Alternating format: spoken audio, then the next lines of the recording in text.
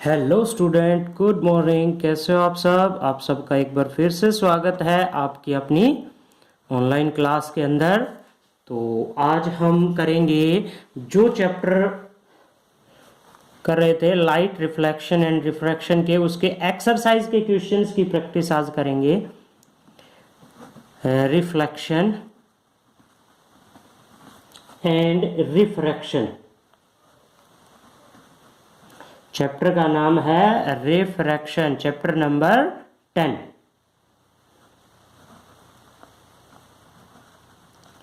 Light reflection and refraction.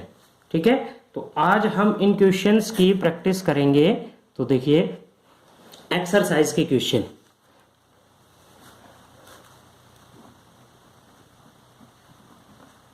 Exercise के question जो हैं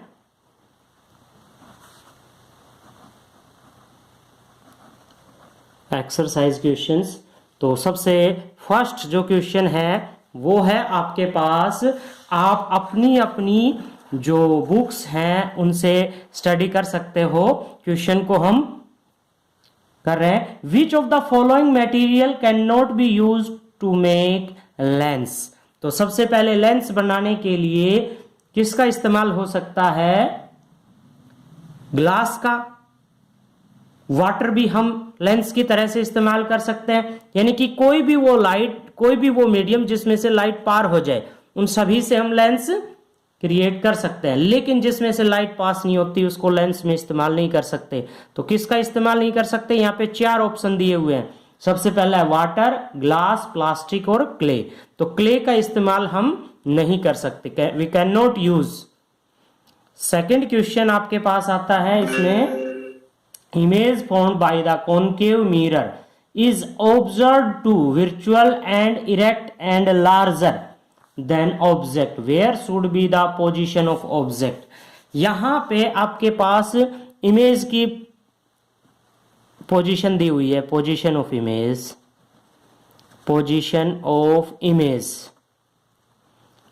अब अगर आपने पिछले क्वेश्चंस अच्छे से किए होंगे तो पोजीशन ऑफ इमेज जो है वो है आपकी virtual, erect and larger. Position size, position size, position nature of image. तो क्या क्या है? वर्चुअल, इरेक्ट और लार्जर। तो देखिए कैसा है आपके पास कॉनकेव मिरर। तो ये है आपकी स्थिति कॉनकेव मिरर की। कॉनकेव मिरर के केस में जब लाइट कहां पे रखी हो, सॉरी ऑब्जेक्ट कहां पे रखा हो, पोल और फोकस के बीच में, तब उसकी जो इमेज है वो कैसी बनेगी? तब उसकी इमेज जो है वो कैसी बनेगी? आप ध्यान से देखेंगे, behind the mirror. Behind the mirror कैसी इमेज बनती है? वर्चुअल। तो virtual image larger than object, object से बड़ी, इरेक्ट। तो कैसी होगी? वर्चुअल, इरेक्ट और लार्जर। तो ऑब्जेक्ट कहां पे रखा है? पोल और फोकस के बीच में। तो इसमें आपके पास कौन सा आंसर आएगा? डी ऑप्शन जो आ जाता है, between pole and focus. Object कहां पे रखा है? Between pole and focus of mirror. Between answer है इसका pole and focus.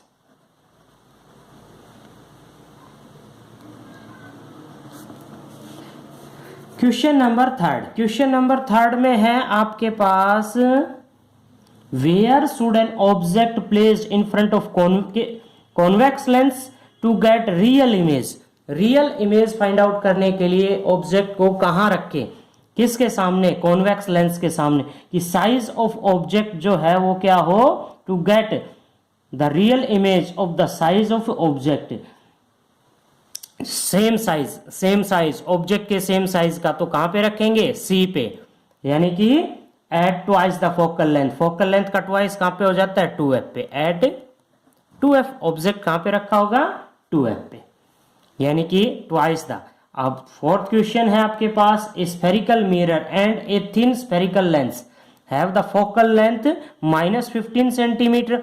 Focal length दे रखी है यहाँ पे f is equal to -15 centimetre. The mirror and lens are likely to be, तो मैंने आपको पिछले वीडियो में जोर दे के बताया था कि जब भी फोकल लेंथ क्या हो, नेगेटिव हो, तो दोनों ही क्या होंगे, कॉनकेव मिरर और कॉनकेव लेंस। ठीक है।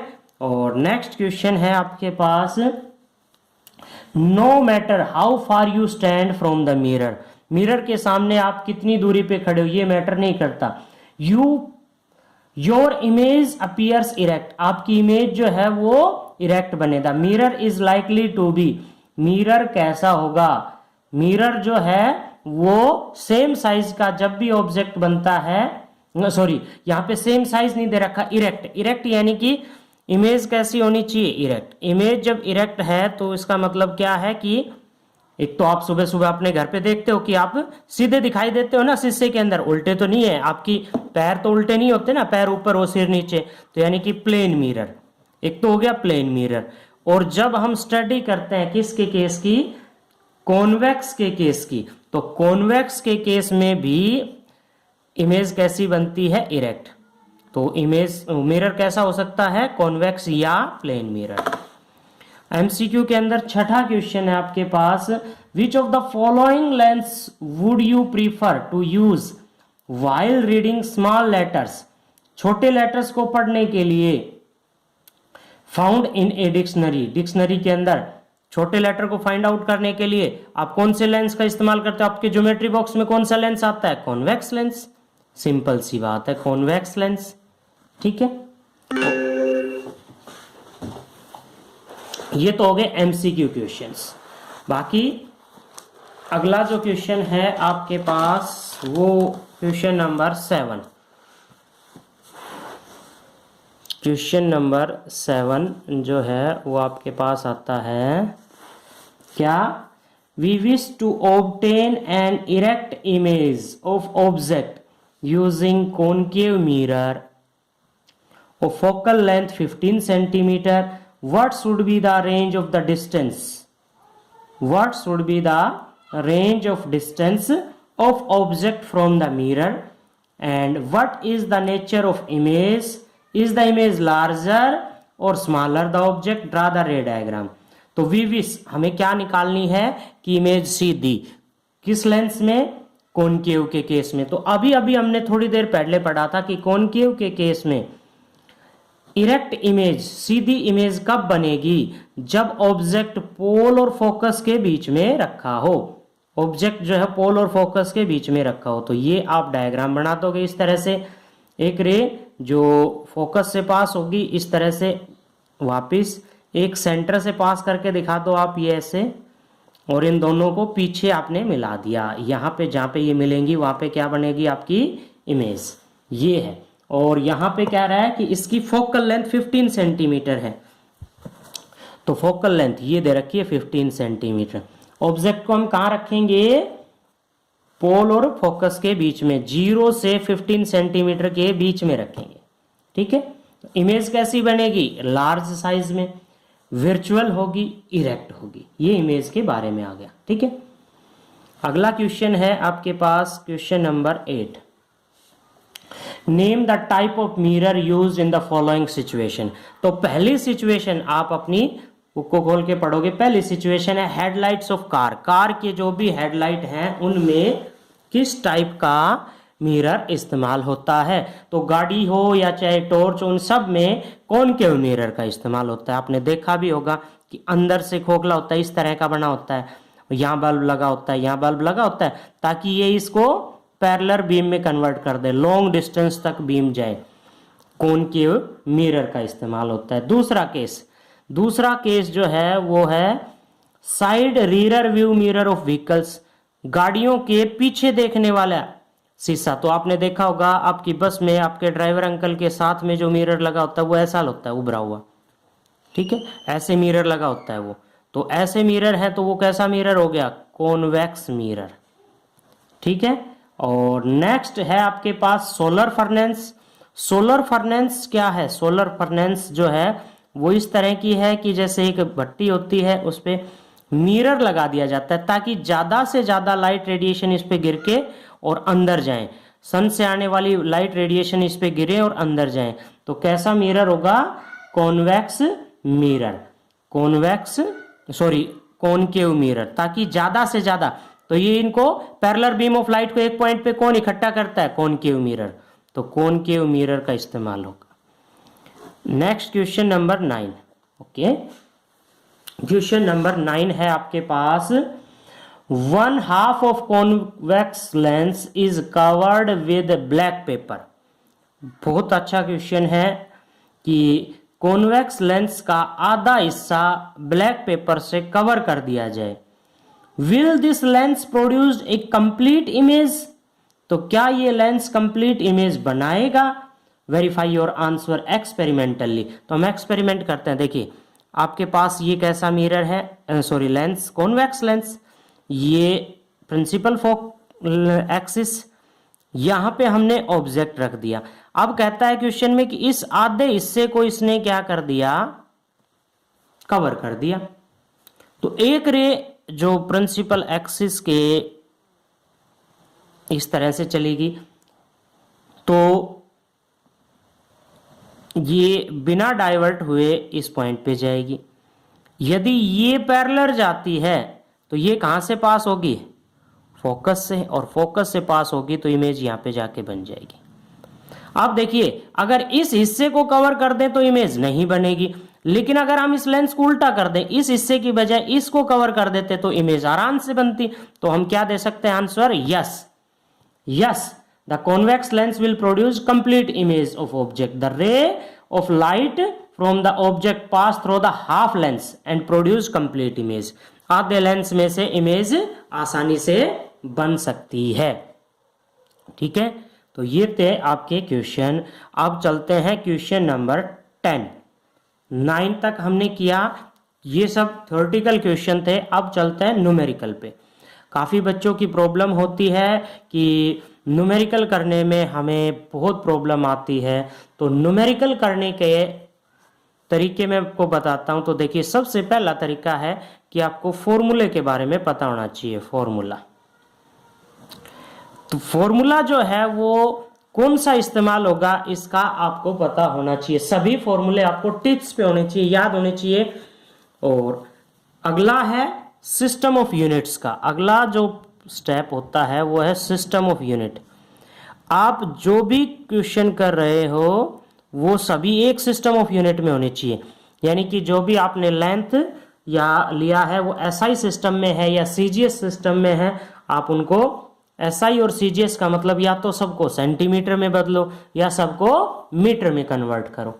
तो ये है आपका दूसरा स्टेप। ठीक है, और तीसरा स्टेप जो सबसे इंपॉर्टेंट है वो है हार्ड वर्किंग, मेहनत। जितनी बार आप प्रैक्टिस करोगे उतनी बार आप निखरते जाओगे। हीरे को जितना, हीरा तो है एक पत्थर और जौहरी उसको क्या करता है? घसता है, तराशता है बार बार। तो जितनी बार आप अपने आप माइंड को तराशोगे उतना ज्यादा आप निखरते जाओगे। तो यहाँ पे हम अगला क्वेश्चन करते हैं। तो देखिए कैसा क्वेश्चन है यहाँ पे, question number 10। Question number 10 question है आपके पास, एन ऑब्जेक्ट, मैं यहाँ पे लिख लेता हूं, an object of 5 centimetre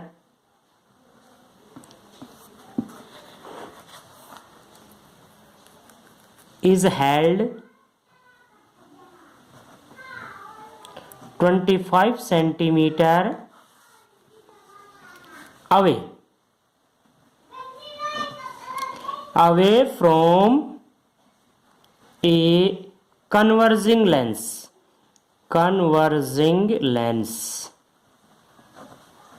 okay, अब लेंस का नाम आ गया तो हम लेंस फॉर्मूले का इस्तेमाल करेंगे। ऑफ फोकल लेंथ, अब यहां पे फोकल लेंथ दे रखी है 10 सेंटीमीटर। ड्रा द रे diagram and find the position size. Find position, size, nature of image. तो देखिए इन तीन चीजों को हमने फाइंड आउट करना है। पोजीशन यानी कि v की वैल्यू, तो सबसे पहले हम क्या करते हैं, किसी भी न्यूमेरिकल को करने के लिए सबसे पहला स्टेप है आप उनमें जो कुछ दिया हुआ है उसको लिख लो। तो यहां पे हम लिख लेते हैं साइज ऑफ ऑब्जेक्ट। ऑब्जेक्ट का साइज सबसे पहले क्या दिया हुआ है, ऑब्जेक्ट का साइज h1 ले लो, h ले लो, जो आपकी इच्छा हो, 5 सेंटीमीटर। ठीक है। नेक्स्ट क्वेश्चन है distance of object. Distance of object कहां से, लेंस से। कितनी दूरी पे रखा हुआ है, u की वैल्यू कितनी है आपके पास यहां 25 सेंटीमीटर। और फोकल लेंथ, तीसरा इसमें दिया हुआ है फोकल लेंथ, तीसरा फोकल लेंथ f की वैल्यू कितनी दी हुई है 10 सेंटीमीटर। अब जो बात ध्यान रखनी है वो क्या है, सुनो ध्यान से, कि u की value always be negative. Focal length यदि कॉन्वेक्स लेंस है तो पॉजिटिव और कॉनकेव है तो नेगेटिव। अब क्या फाइंड आउट करना है, distance of image. Distance of image क्या मान लिया हमने, v सेंटीमीटर। यूजिंग लेंस है तो लेंस फॉर्मूला, क्या इस्तेमाल करेंगे, lens formula. Using lens formula, lens फॉर्मूले का इस्तेमाल 1/f is equal to 1/v minus 1/u। ये है आपके पास लेंस फॉर्मूला। v की वैल्यू निकालनी है तो v को यहीं पे रख लिया, इसको मैं इधर ले आया 1/f प्लस 1/u। अब वैल्यूज पुट कर देते हैं, 1/v is equal to 1/f, f की वैल्यू कितनी है 10 प्लस u की वैल्यू -25। ओके, यहां पे आपके पास सॉल्व करेंगे, एलसीएम हमने ले लिया इसका 50, तो 5 माइनस यहां पे कितना आ गया 2, तो ये आ गया 3/50। v is equal to 50/3 centimetre. Distance of image कितनी आ गई 50/3 सेंटीमीटर। इमेज की डिस्टेंस आ गई। इसको अगर हम पॉइंट में निकालते हैं तो पॉइंट में निकाल सकते हैं 16.68 समथिंग आपके पास आंसर आएगा। अब यहां तक तो हो गया आपके पास हाफ क्वेश्चन। अगला हाफ इसमें कह रहा है कि क्या बनेगी, ये तो पोजीशन निकल गई। अब अगला जो है इसमें नेचर कैसा होगा, साइज कैसा होगा। साइज और नेचर निकालने के लिए हम मैग्निफिकेशन का इस्तेमाल करते हैं। तो मैग्निफिकेशन, मैग्निफिकेशन, मैग्निफिकेशन, मैग्निफिकेशन क्या आएगा आपका, m is equal to h2 upon में h1, size of image to the size of object, v/u, distance of image to the distance of object. ये रिलेशनशिप होती है। यहां पे आपके पास h1 की वैल्यू दी हुई है, h2 की वैल्यू निकालनी है, तो h2 इज इक्वल टू किसके इक्वल हो गया h1 इंटू v/u। तो h2 इज इक्वल टू किसके बराबर, h1 की वैल्यू क्या है 5 सेंटीमीटर, v की वैल्यू क्या है आपके पास, v की वैल्यू है 50/3 और u की वैल्यू क्या है -25, ये आपका कैंसिल हो गया, कितना आ गया 2। h2 is equal to minus sign है इसके साथ में 10 अपॉन में 3, तो कितना आ गया 3.333, ऐसे चलता जाएगा माइनस सेंटीमीटर। तो आपने क्या देखा कि h1 की वैल्यू तो कितनी थी 5 और h2 की वैल्यू कितनी थी 3.33। इस इट मीन्स इमेज क्या है छोटी और नेगेटिव। यहां पे जो बात ध्यान रखनी है वो क्या है, m की वैल्यू नेगेटिव आ रही है तो इमेज कैसी बनेगी, उल्टी। तो अपने पास यहाँ पे क्या आ गया रिजल्ट, रिजल्ट जो है वो क्या लिख सकते हैं,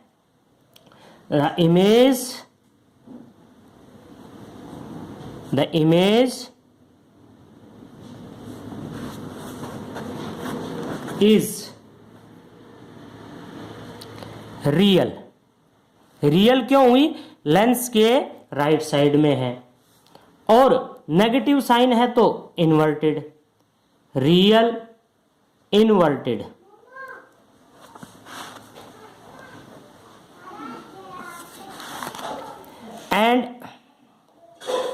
साइज कैसा हो गया, छोटा, क्योंकि ऑब्जेक्ट 5 सेंटीमीटर का था और इमेज आ गई एंड स्मॉल इन साइज। ये रिजल्ट आपके पास आ गया। तो इस तरह से हम क्वेश्चंस को सॉल्व कर सकते हैं। ओके, तो आज के लिए इतना। नेक्स्ट वीडियो के अंदर हम देखेंगे अगले क्वेश्चंस। तो क्वेश्चन नंबर 10 तक आप प्रैक्टिस कर सकते हो। कोई भी प्रॉब्लम हो तो आप व्हाट्सअप कर सकते हो। ओके।